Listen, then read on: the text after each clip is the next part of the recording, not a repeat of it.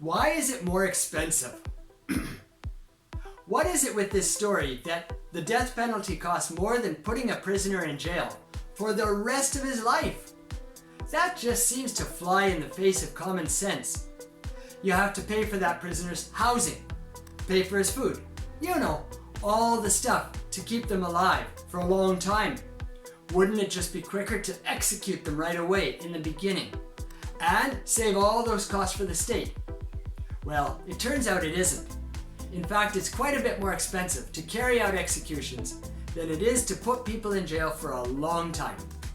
Let's take a look at some of those reasons. There are legal costs, pre-trial costs, pre-trial detention, jury selection, the trial itself, incarceration, and appeals. Welcome to the Les Perez Podcast, episode 338. Today's topic is the cost of capital punishment. Legal costs.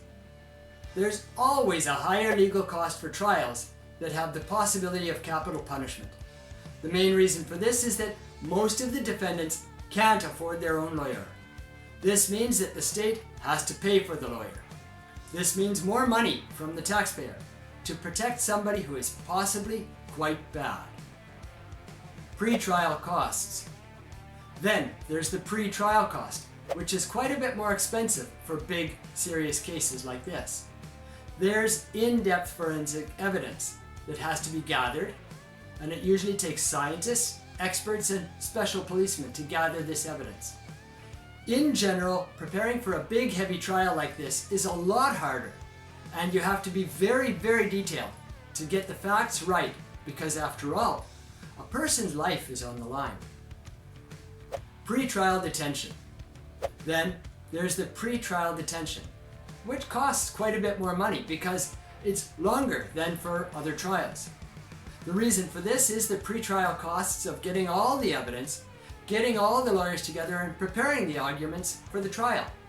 Since that takes longer, the accused is going to be sitting in detention longer, and that costs money. Jury selection. Jury selection is very difficult and costly. The reason for this is that as you select the juries, you have to ask them questions to learn about their frame of mind. Now, I don't know about the kind of questions that they ask, what kind of juror they're looking for, or the criteria to become a juror. But it turns out that their beliefs and views about the death penalty can have a major impact on how they vote on the guilt or innocence of the accused. It is possible that they are so strongly against capital punishment that even if they believe the accused is guilty, they will say he's innocent just to avoid the execution. This would be a miscarriage of justice, regardless of the punishment. So choosing jurors is difficult. Trial. The trials themselves are usually 4 times longer on average.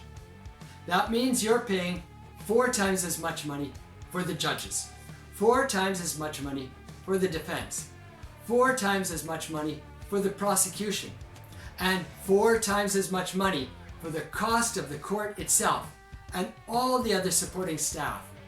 This is a huge cost. Incarceration. If the accused is found guilty and sentenced to execution, they have to go into a special place, a special kind of incarceration, where they are kept in the room for 23 hours a day. They have to be kept separate from the other prisoners. They can't go into a regular place. They need a special facility that costs quite a bit of money. Appeals. There are usually a series of appeals. This only makes sense because you really don't want to put someone to death when they're innocent. You want to give them all the chances you can for a good life. Unfortunately, there's usually not just one, but a series of appeals, and they all cost quite a bit of money because each one is another trial, in fact. At the end of the day, when all the costs are added up, the average cost for putting an accused to death is substantially higher than just putting him in jail for the rest of his life. Thank you for listening.